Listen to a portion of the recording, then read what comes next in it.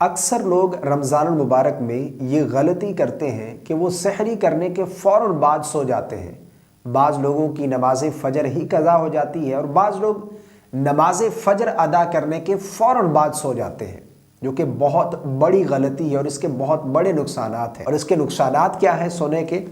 روایات میں آتا ہے، حضرت عثمان غنی رضی اللہ تعالیٰ عنہ سے مروی ہے، رسول خدا صلی اللہ علیہ وسلم نے ارشاد فرمایا کہ صبح کی نماز کے بعد سورج نکلنے تک ذکر خدا میں لگے رہنا رزق کے حصول میں زیادہ باعث نفع ہے اس بات سے کہ طلب رزق میں دنیا کے کونے کونے میں پھرتا رہے۔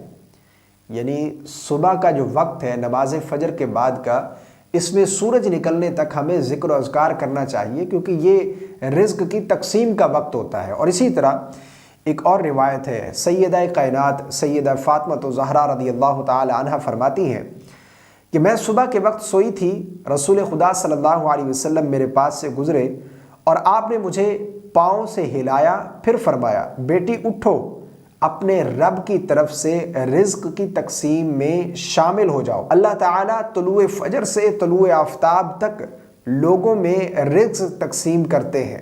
شعب الایمان کی یہ حدیث ہے، اور حضرت انس بن مالک رضی اللہ تعالی عنہ فرماتے ہیں، رسول اللہ صلی اللہ علیہ وسلم نے ارشاد فرمایا کہ جس نے نماز فجر ادا کی اور اس کے بعد وہ اپنی جگہ بیٹھا رہا حتیٰ کہ سورج نکل آیا، اور سورج نکلنے کے بعد اس نے 2 رکعت ادا کی، اللہ تعالیٰ اسے ایک حج اور ایک عمرے کا ثواب عطا فرمائے گا۔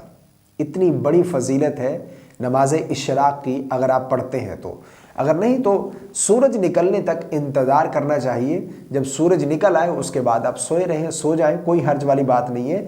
یہ جو وقت ہے یہ بہت برکت والا وقت ہے، اس میں سونا نہیں چاہیے، غفلت میں نہیں رہنا چاہیے۔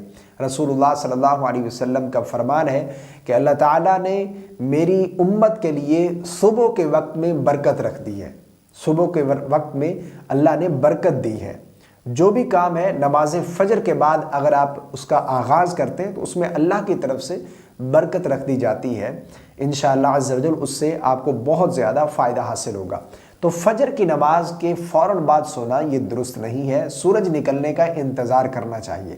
لیکن اگر کوئی سوتا ہے تو سونا جائز ہے، وہ گناہگار نہیں ہے، یہ بات میں یہاں پر کلیئر کر دوں۔